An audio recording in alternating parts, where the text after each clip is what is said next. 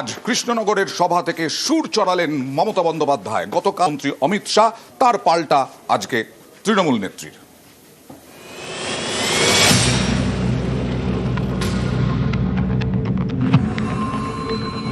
এখানে একজন স্বরাষ্ট্রমন্ত্রী আছে, তিনি করতে পারেন না এমন কোনো কাজ নেই। তার দু চোখ দেখলেই মনে হয় ভয়ঙ্কর। এক চোখে তার দুর্যোধন, আর এক চোখে তার দুঃশাসন। সামনের বছর পশ্চিমবঙ্গে বিধানসভা ভোট, তার আগে অনুপ্রবেশ ইস্যুতে রাজনীতির হাওয়া গরম। তৃণমূলকে টার্গেট করে বুধবার লোকসভায় সুর চড়ান কেন্দ্রীয় স্বরাষ্ট্রমন্ত্রী অমিত শাহ। घुसपैठ हो रही है भारत बांग्लादेश की सीमा से। वहां पर कुल 2216 किलोमीटर बॉर्डर है। इसमें से 1653 किलोमीटर बॉर्डर बन चुकी है। अब 563 कहां बाकी रही है मान्यवर मालूम है? केवल और केवल एक राज्य बंगाल। राहुल जी के साथ में रहकर घुसपैठिया बचाओ यात्रा बिहार में निकली, साफ हो गए आप भी घुसपैठियों को बचाओगे तो वहां भारतीय जनता पार्टी का विजय तय। आप बॉर्डर नहीं बनाने देते। বর্ডার এরিয়ায় যেখানে বিএসএফ আছে ওদের ধারে কাছে যাবেন না। এখানে একজন স্বরাষ্ট্রমন্ত্রী আছেন, তিনি করতে পারেন না এমন কোনো কাজ নেই। তার দু চোখ দেখলেই মনে হয় ভয়ঙ্কর। দুর্যোগের বার্তা, দুরভিসন্ধি। এক চোখে তার দুর্যোধন, আর এক চোখে তার দুঃশাসন। তিনি বলে দেয় এদের সব বাংলাদেশি বলে বাদ দিয়ে দাও, এদের রোহিঙ্গা বলে বাদ দিয়ে দাও।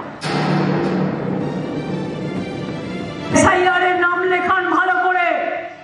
দিল্লি থেকে বিজেপি মার্কা কিছু লোককে পাঠানো হচ্ছে ডিএমদের মাথার উপরে খবরদারি করবার জন্য, আর বলছে 1.5 কোটি লোকের নাম বাদ দিতে হবে। কারণ নাম বাদ দিলে ধর্ণা দিয়ে বসে থাকবো।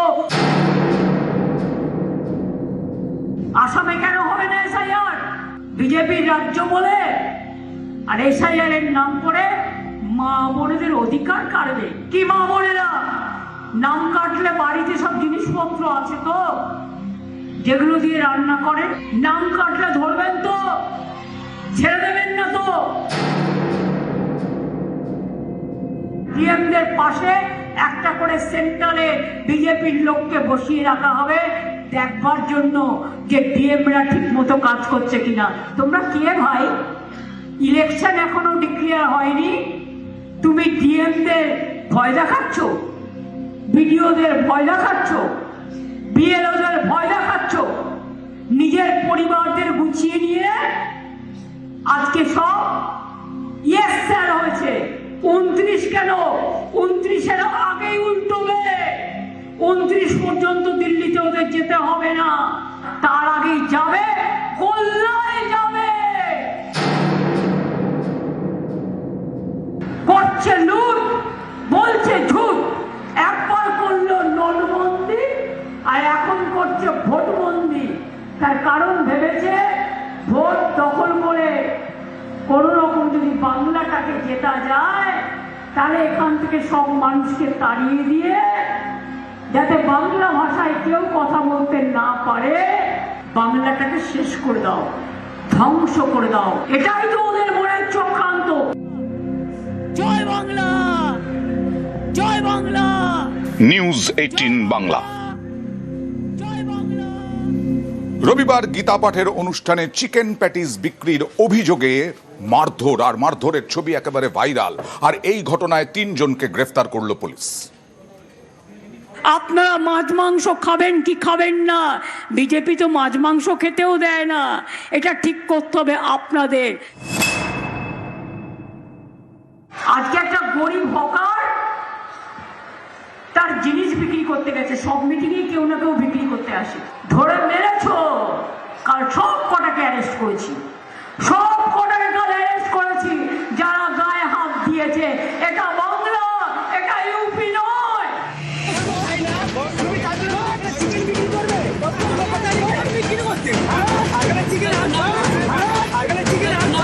7ই ডিসেম্বর ব্রিগেডে গীতা পাঠের অনুষ্ঠান, সেখানে চিকেন প্যাটিস বিক্রির অভিযোগ, তাই বিক্রেতাকে মারধর। এই ঘটনায় 3 জনকে গ্রেপ্তার করেছে ময়দান থানার পুলিশ। ধৃতদের মধ্যে সৌমিক গোলদারের বাড়ি উত্তর 24 পরগনার গোবরডাঙ্গায়, স্বর্ণেন্দু চক্রবর্তীর বাড়ি অশোকনগরে, হুগলির উত্তরপাড়ায় বাড়ি তরুণ ভট্টাচার্যের। মিথ্যা কেসে ফাঁসিয়েছে। না না না, তিনি মারধর করেননি। আপনারা যদি ভিডিওটি ভালো করে দেখেন, তিনি প্রতিবাদ করেছে, তার সঙ্গে তর্ক হয়েছে, কিন্তু তিনি কোনো রকম ভাবেই মারধর করেননি। তিনি নির্দোষ।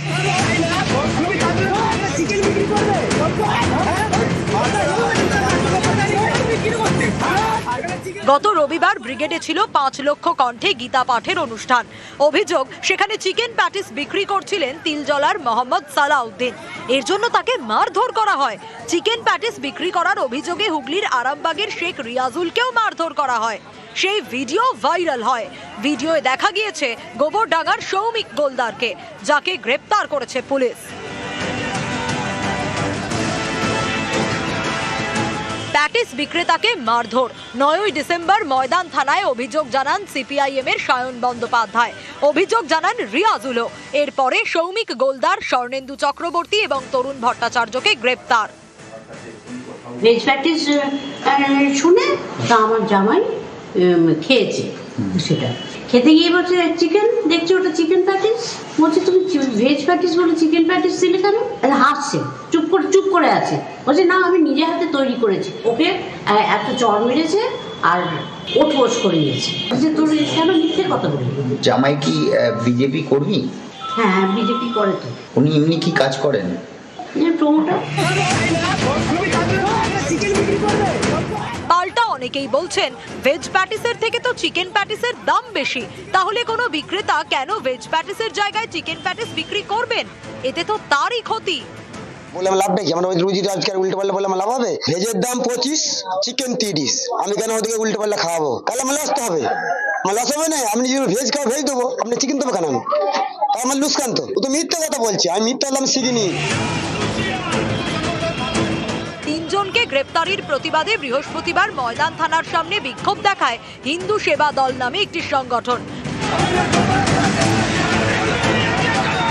ব্যাংকশাল কোর্টের সামনেও তারা বিক্ষোভ দেখায়।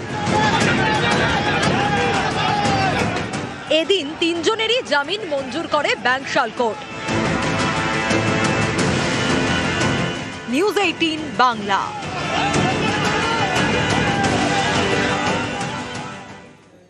বুথ লেভেল অফিসারের সঙ্গে দুর্ব্যবহারের অভিযোগ এক মহিলা ভোটার।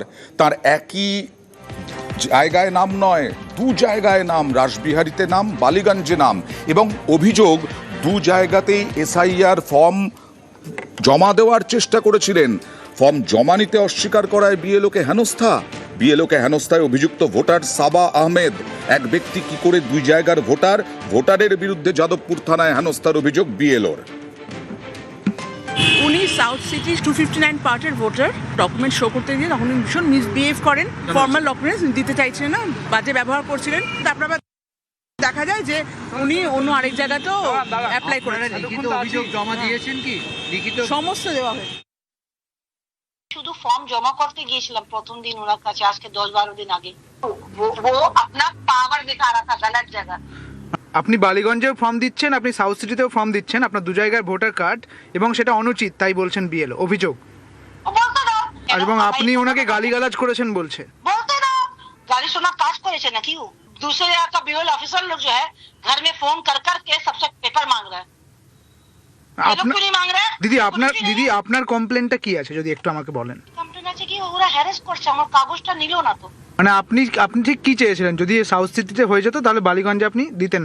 ऑब्वियसली यार, मेरा हो जैसा जहां का मेरा चल रहा वहीं कराना चाहिए ना।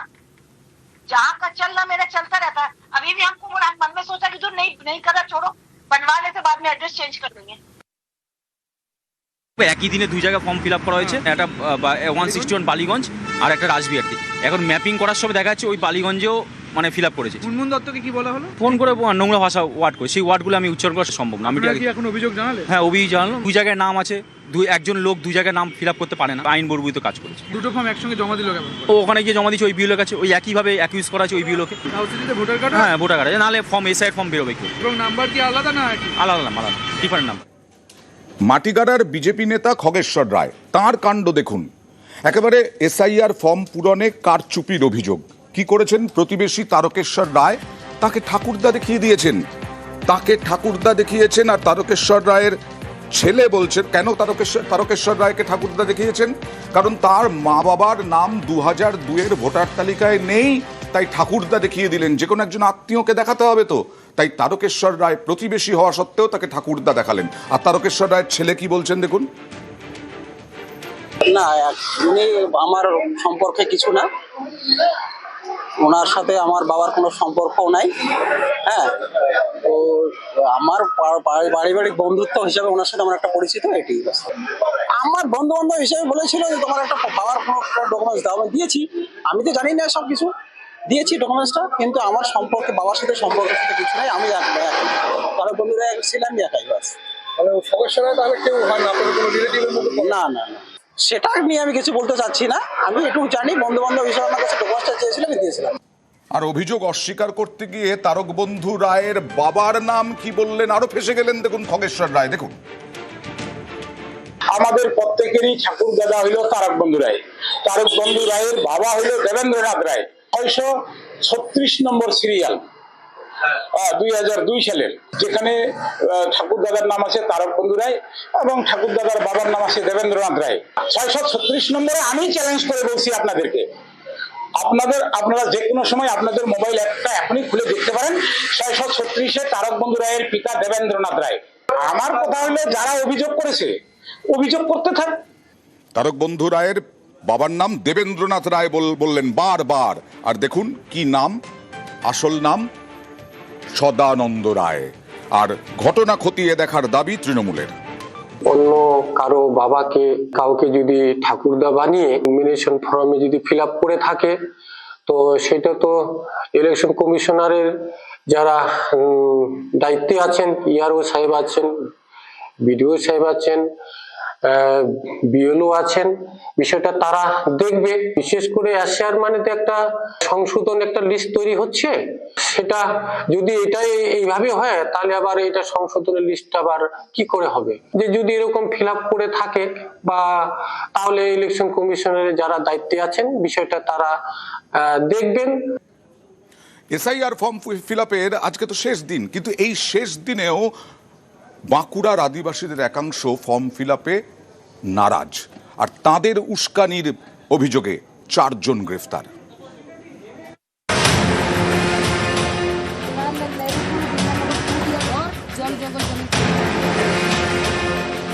11ই ডিসেম্বর পশ্চিমবঙ্গে এসআইআর ফর্ম জমা করার শেষ দিন। শেষ দিনেও ফর্ম ফিল আপে নারাজ বাঁকুড়ার আদিবাসীদের একাংশ। এখনো তারা আগের অবস্থানেই অনড়। তো আমি ভুলবশত আমি কার্ড ধরেছিলাম, 95 সালে ভোটার ধরেছি, আধার ধরেছি, প্যান কার্ড ধরেছি, আরও অনেক কিছু। এটা সিটিজেনশিপ, যেটা বুঝতে পারলাম যেদিন থেকে না এই সিস্টেমে গেলে তো আমার এই দেশ, আমি তো বাইরে থেকে আসিনি। বাঁকুড়ার রানীবাঁধ, এখানকার রাওতোরা পঞ্চায়েতের ভেদুয়াশোল ও মুচিকাটার মতো বেশ কয়েকটি গ্রামে মূলত আদিবাসীরা থাকেন। তাদের অনেকেই এসআইআর ফর্ম ফিল আপে নারাজ। এই সংখ্যাটা শতাধিক। স্থানীয় প্রশাসন বোঝাতে গেলে তারা বিক্ষোভও দেখান। অভিযোগ, আদিবাসীদের ভুল বুঝিয়ে উস্কানি দেওয়া হয়েছে, বিভিন্ন সুবিধা পাইয়ে দেওয়ার লোভ দেখানো হয়েছে, এর জন্য 3000 টাকা করে নেওয়াও হয়েছে। এই অভিযোগে ওড়িশা, বাঁকুড়া, পুরুলিয়া এবং হুগলি থেকে 4 জনকে গ্রেপ্তার করা হয়েছে। এরপরই মঙ্গলবার ওড়িশা থেকে মুচিকাটা গ্রামে আসেন এক মহিলা। নিজেকে মাঝি সরকার সংগঠনের সদস্য বলে দাবি করেছেন। যারা এসআইআর এর ফর্ম ফিল আপে নারাজ, তাদের পাশে দাঁড়িয়েছেন গীতা মুর্মু नामे এই মহিলা। मैं उड़ीसा से आई थी, इसलिए वेस्ट बंगाल का प्रभारी हूँ। मैं प्रशासनिक के साथ बात करने के लिए तैयार हूँ और प्रमाण भी दिखाऊंगी कि इसलिए माझी सरकार काम करने के लिए प्रस्तुत है। आदिवासी इस देश का मूल निवासी है। इधर का जो अभी सिचुएशन जो गड़बड़ी है उसको सुलझाना तक मैं रहूंगी। আদিবাসীদের একাংশের প্রশ্ন, তারা তো আদিবাসী, এদেশের আদি নাগরিক, তারা কেন এসআইআর এর ফর্ম ফিল আপ করবেন? এসআইআর ফর্মটা আমরা ফিল আপ করি না এই কারণে। আগে কিন্তু আমরা মানে আমাদের আদিবাসীর যে অধিকার এগুলো আগে আমরা জানতাম না। এখন যে আমরা দেখলাম যে আদিবাসীর যে অধিকার, যে এই মানে আদি যুগ থেকে যে এই দেশের আমরা রাজা লোক, মানে আমরা যে বসবাস করে এখন আছি, যে আমরা বলছি এই ভারত একটা দেশ, কিন্তু না, আদিবাসীদের দেশটা হচ্ছে গোডমানা দেশ। বাঁকুড়া থেকে প্রিয়ব্রত গোস্বামী, নিউজ 18 বাংলা। ফলতায় বিক্ষোভের মুখে পড়লেন SRO special roll observer C Murugan. তিনি দেখতে গেছিলেন বিএলওদের কাজকর্ম খতিয়ে দেখতে গেছিলেন। সেখানে গিয়েই বিক্ষোভের মুখে পড়লেন সি মুরুগান। যারা বিক্ষোভকারী তারা বিক্ষোভ দেখালেন 100 দিনের কাজের টাকা না পাওয়া, আবাস যোজনায় টাকা বন্ধের প্রতিবাদ, মুরুগানকে ঘিরে বিক্ষোভ, মহিলাদের কেন্দ্রের বিরুদ্ধে বঞ্চনার অভিযোগেই বিক্ষোভ। আমাদের মাননীয় সাংসদ, আমাদের মাননীয় মুখ্যমন্ত্রী, তারা আমাদের পাশে 24 ঘন্টায় 20 ঘন্টা দাঁড়াচ্ছে। আমরা কি করছি না করছি কি খাচ্ছি আমাদেরকে দেখতে। বিজেপির দালালি এখানে করতে দেবো না আমরা। আগে আমাদের প্রশ্নের উত্তর দিতে হবে। 100 দিনের টাকা, 100 দিনের টাকা আবাস যোজনার ঘর, তারপরে আমি এসআইআর, তার আগে এসআইআর করতে দেবো না। আমরা কোথায় দেখলাম, মানে তারপরে তো আমি কি পেলাম, আর এটা তো আমি ইলেকশন কমিশনকে জানাবো। কোনো গরমিল পাওয়া গেছে কি? ওটা অ্যাডমিনিস্ট্রেটিভ ব্যাপার স্যার, বিক্ষোভ দেখাচ্ছে অনেকে দেখছি। ওটা আমাকে না, ওটা অ্যাডমিনিস্ট্রেটিভ ব্যাপার। দুবরাজপুরে বুথ লেভেল অফিসারদের বিক্ষোভ। বেশি কাজ করানো হচ্ছে মানুষ না পশু, এই জিজ্ঞাসা করে তারা বিক্ষোভ দেখালেন আজকে বিডিও অফিসের সামনে। ফর্ম ফিল আপ জমার পরেও বাড়তি কাজ চাপানোর অভিযোগ কমিশনের বিরুদ্ধে। ভেরিফিকেশনের পর ফেরত আসা ফর্ম ফিল আপে চাপ, আজকের মধ্যেই কাজ শেষের নির্দেশে ক্ষোভ। একটু দেখো নিউজ রুম।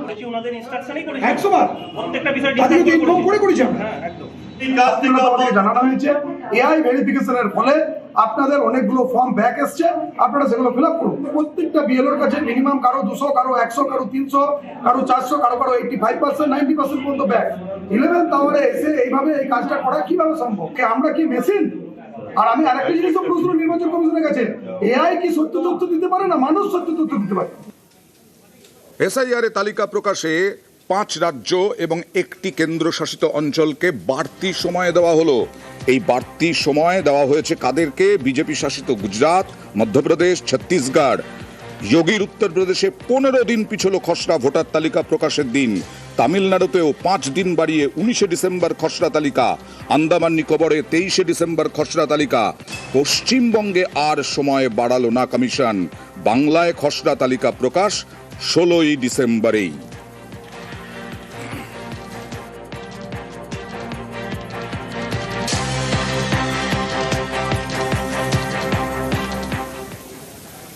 বাংলার ভোটার হতে চান সিভি আনন্দ বোস। রাজ্যপাল সিভি আনন্দ বোস তিনি আজকে এসআইআর ফর্ম পূরণ করলেন এবং তারপরে তিনি বললেন তিনি বাংলার ভোটার হতে চান। কবিগুরু নেতাজির আদর্শে অনুপ্রাণিত বলে দাবি সিভি আনন্দ বোসের। বাংলার দত্তক পুত্র হিসেবে তাকে গ্রহণ করার আবেদন। আর সৌগত রায় কটাক্ষ করলেন, এমন দত্তক পুত্র চায় না Bangla. I had been here long time back. There is an emotional connect which makes me fixed to the land of Bengal. The language, the people, the culture, the tradition, the heritage, everything attracts me. I would like to be an adopted son of Bengal. That's why I thought I will also change my voting to Bengal. I love to be a voter here. I love to live here. I love to breathe the air which Rabindranath Tagore breathed and try to tread the path Netaji Bose treaded. It's a great opportunity for me. I am emotionally connected with Bengal. There is an umbilical relation between me and Bengal. আনন্দ বোসের মতো অপদার্থকে দত্তক নিতে চাই না। বাংলায় অনেক ভালো ভালো লোক আছেন, আর সারা দেশেও অনেক ভালো লোক আছেন। আনন্দ বোস রাজভবনে আছে, উপভোগ করছে, জীবন করুক, কিন্তু এইসব বিচিত্র অনুরোধ যাতে না করে। সন্দেশখালীর ঘটনায় খুন ও খুনের চেষ্টার অভিযোগ দায়ের করা হলো। 8 জনের বিরুদ্ধে খুন ও খুনের চেষ্টার অভিযোগ দায়ের ভোলা ঘোষের পক্ষ থেকে করা হলো। ভোলা ঘোষের ছেলে কালকে দুর্ঘটনায় মারা গেছেন এবং তার সঙ্গে তার ড্রাইভার তিনিও মারা গেছেন। ট্রাক মালিক নজরুল ও চালক আলিমের বিরুদ্ধে অভিযোগ। এই আলিমকে তিনি নাকি দেখতে পেয়েছেন বলে দাবি করেছিলেন ভোলা ঘোষ। এই আলিম কোথায়, এই প্রশ্ন এখন উঠছে। ভোলা ঘোষের অভিযোগে এফআইআর পুলিশের। গতকাল শাহজাহান মামলার সাক্ষীর গাড়িতে ধাক্কা, সাক্ষী ভোলা ঘোষের গাড়িতে ধাক্কা ট্রাকের ধাক্কায় মৃত ভোলার ছোট ছেলে ও গাড়ি চালক। একের পর এক জেলবন্দি থেকে ছাড়া পাওয়া, ওরা কি থাকতে পারবেন এখানে? যদি প্রশাসন ঠিক কাজ করে নিশ্চয়ই আবার দাঁড়িয়ে যাবো। আর একটা জিনিস যেটা আমি জানি যে একবার যদি এই হচ্ছিল বাঘের দাম ভেঙে যায়, পুনরায় সেই কামাতে পারবে। শাহজাহান কি জেল থেকে আতঙ্কের সামনে চালাচ্ছে? একদম। আপনি কি সিবিআই ইডি কে বেশ কিছু তথ্য দিয়েছিলেন? ডেকেছে, না গেলে তো আমাকে অ্যারেস্ট করে নিত। যেটুকু জানি সেটুকু দিয়েছি। আপনাকে সিবিআই নোটিশ দিয়ে ডেকেছে? সিবিআই ইডি একবার না, মিনিমাম 10-12 বার করে যেতে হয়েছে। কেন আপনি তো ছিলেন না? ওর সঙ্গে তো ব্যবসায় জড়িত আমি। আচ্ছা, খবরটা বলুন কি হয়েছে। সেটা কবে গেছিলেন আপনি? গিয়েছি আমি আপনার 2024 সালের মার্চের 12 তারিখ থেকে শুরু হয়েছে। মার্চের 12? কি আপনাকে মারার চেষ্টা? যে এখনো বেপাত্তা আলিম, সেই আলিমকে দেখেছিলেন ট্রাক চালক হিসেবে ভোলা ঘোষ, তিনি দাবি করেছিলেন। কিন্তু সে কোথায়? শাহজাহান জেলে বসেই সাক্ষীকে খুনের চেষ্টা করেছে বলে অভিযোগ। আর ঘাতক ট্রাক চালক কোথায়, উঠছে প্রশ্ন। যদিও আলিমের বাড়িতে গিয়েছিল নিউজ 18 বাংলা। ট্রাক চালাতে পারেন না আলিম, এমনটাই দাবি তার স্ত্রীর। ফাঁসানোর অভিযোগ তার স্ত্রীর, এবং শাহজাহান ঘনিষ্ঠ নয় বলেও দাবি তার স্ত্রীর। আলিমের স্ত্রী আবার স্থানীয় গ্রাম পঞ্চায়েত সদস্য।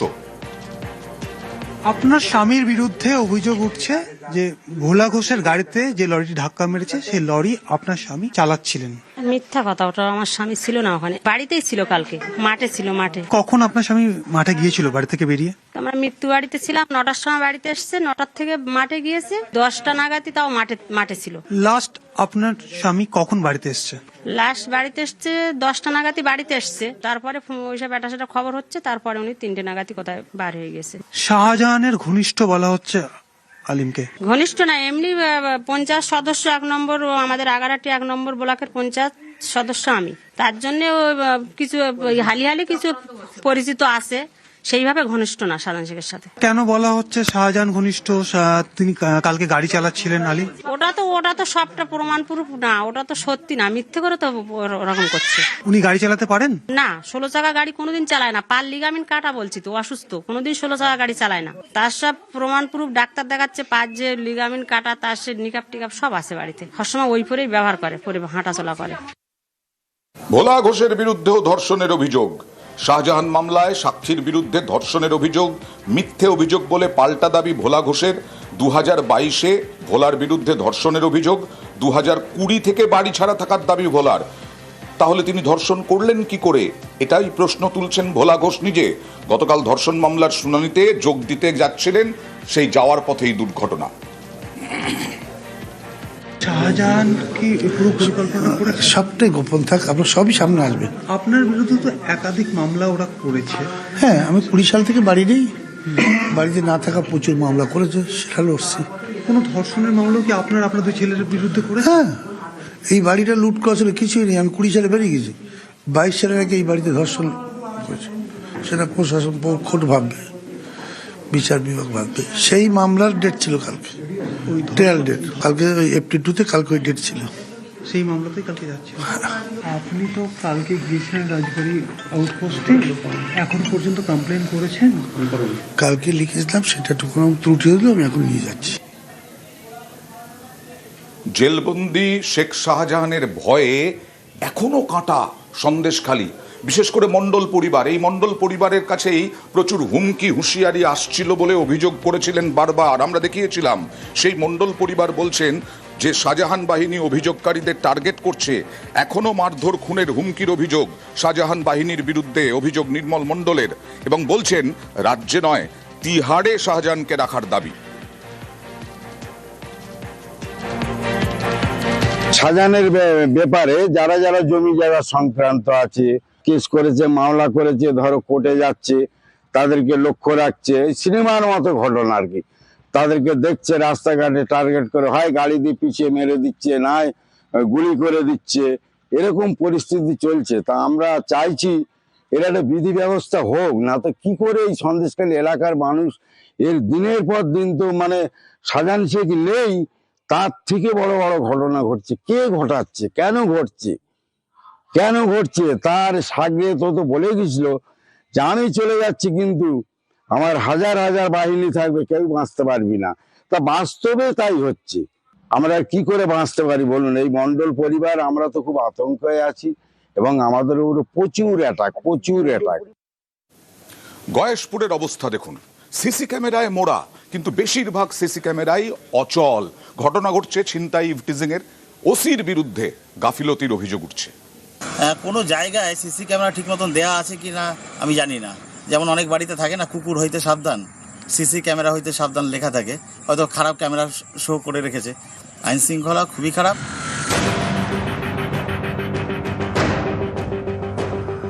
নদিয়ার কল্যাণী, এখানে 18টি ওয়ার্ড নিয়ে গয়েশপুর পুরো এলাকা। পুরোটাই গয়েশপুর ফাঁড়ির অধীনে। এলাকায় রয়েছে 64টি সিসি ক্যামেরা। অভিযোগ, বেশিরভাগ সিসি ক্যামেরাই মাস 3 ধরে বিকল। অনেক জায়গায় এখনো সিসি ক্যামেরা বসানোই হয়নি। এখানে কোনো সিসি ক্যামেরা আছে সরকারি? না। কদিন ধরে নেই? এখনো বসেই নিয়ে দিয়েছে। এই সিসি ক্যামেরা নেই, নিরাপত্তাহীন ভুগছেন না? স্বাভাবিক কথা, সবাই ভুগছে। এই যে এখন ছেলেটা চিন্তাই হলো। সম্প্রতি ইভটিজিং এবং ছিনতাইয়ের একাধিক ঘটনা ঘটেছে এই গয়েশপুরে। 3রা ডিসেম্বর রাত 12টা গয়েশপুরের হারাধন কীর্তনিয়া দোকান বন্ধ করে বাড়ি ফিরছিলেন। অভিযোগ, আগ্নেয়াস্ত্র দেখিয়ে তার সোনার চেন এবং মোবাইল ছিনতাই করে 3 দুষ্কৃতী। বাধা দিলে তার হাতে কামড় দিয়ে পালিয়ে যায়। পুলিশ জানালেও কাউকে গ্রেফতার করা হয়নি বলে অভিযোগ।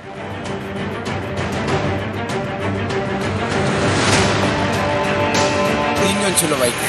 আচ্ছা। বেরিয়ে আমি যখন এই সামনে এই একটা বাড়ির পাশে আসলাম, তখন ওরা আমাকে ইউটার্ন নিয়ে আমার পিছন দিয়ে ধরলো। সব মুখ ঢাকা ছিল। তারপরে আমাকে একজন চাকু বার করেছে, একজন পিস্তল বার করেছে। বার করে অনেকক্ষণ ধস্তাধস্তি করে আমাকে মারটার দিয়ে কামড় দিয়ে আমার চেন আর মোবাইলটা নিয়ে চলে গেছে। থানা অভিযোগ করেছেন? হ্যাঁ, থানা অভিযোগ করেছেন। মানে এখনো পর্যন্ত কোনো সময় নেই। এখানে নেই, সরকারি কোনো সিসি ক্যামেরা নেই, কোনোদিনই ছিল না। নিরাপত্তা নেই বলেই তো এগুলো হলো, নাহলে আমার বাড়ি থেকে আর 30 সেকেন্ডের পর। কল্যাণী থানার অধীনে গয়েশপুর ফাঁড়ি। ওসি জয় দাস 2022 থেকে একই চেয়ারে। একই সঙ্গে তিনি রানাঘাট পুলিশ জেলার ওসি ক্রাইমের দায়িত্বে। এই ওসির ভূমিকা নিয়ে প্রশ্ন তুলেছেন বিধায়ক। দেখুন, গয়েশপুরের ল অ্যান্ড অর্ডার ভালো নয়। সিপিএম এর আমলেও ছিল, টিএমসি আমলেও সেটা চলছে। সিসিটিভি ক্যামেরা তো নেই ওখানে। যেখানে কল্যাণী পুলিশ স্টেশনের আন্ডারে, সেখানে ওসি তো ওখানে থাকতে পারে না। আইসি তো একজনই। এবার সে যদি ওখানে মনে করে আমি নিজেই আইসি, সেটা that is up to on his routine changes, routine transfer. সেই রুটিন ট্রান্সফার কখন করে না? যখন তারা মনে করে অন্যরা আসলে এখানে তারা বেটার করবে এবং তাহলে এতে তাদের ক্যাডারদের সমস্যা হয়ে যাবে, সেই জন্য তারা চেঞ্জ করে না। নাহলে বছরের পর বছর কোনো পুলিশ যদি এক জায়গায় থাকে, এটা সিস্টেমের জন্য অত্যন্ত দুর্ভাগ্যপূর্ণ। বিক্ষিপ্ত কিছু ঘটনা আছে, যেমন আমি নবারুণ সঙ্গের মোড়ে একটা স্ন্যাচিং এর কেস হয়েছে, তবে সেটার সত্যতা কতটা আমি জানি না। বাড়ির সামনে বাইক আসছে, এখানে হিরোইন বিক্রি হচ্ছে, সেগুলো আমরা চেঞ্জ করেছি। বলে দেখুন, প্র্যাকটিক্যালি আমরা পাইনি কিছু। পুলিশেরও হাত পা মারা। নদিয়া থেকে রঞ্জিত সরকার, নিউজ 18 বাংলা।